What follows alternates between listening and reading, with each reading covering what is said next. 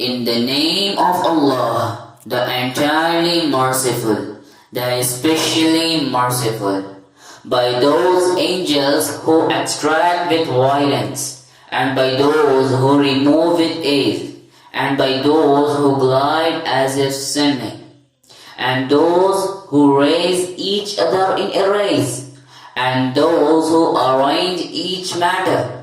On the day the blast of the horn will convulse creation, there will follow it the subsequent one. Hearts that day will tremble, their eyes humbled. They are presently saying, will we indeed be returned to our former state of life? Even if we should be decayed bones, they say that then would be a losing return. Indeed, it will be but one shout, and suddenly they will be alert upon the earth's surface. Has there reached you the story of Moses?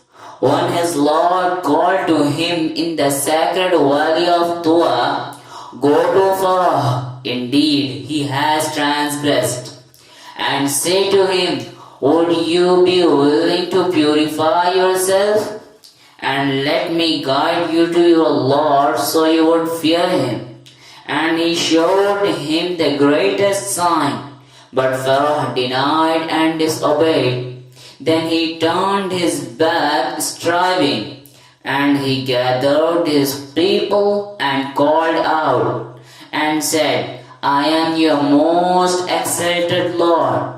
So Allah seized him in exemplary punishment for the last and the first transgression. Indeed, in that is a warning for whoever would fear Allah. Are you a more difficult creation, or is the heaven? Allah constructed it. He raised its ceiling and proportioned it. And he darkened its night and extracted its brightness. And after that he spread the earth. He extracted from it its water and its pasture.